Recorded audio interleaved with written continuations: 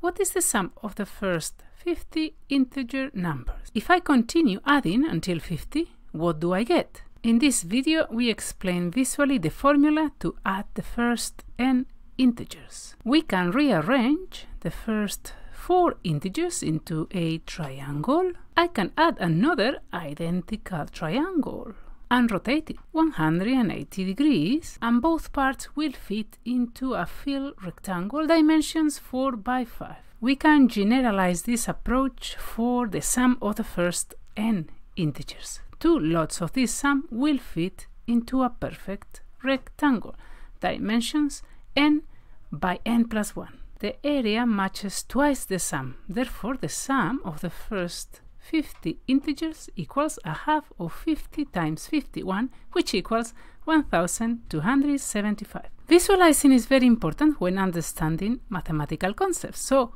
go and check out this playlist. And until next week, happy learning!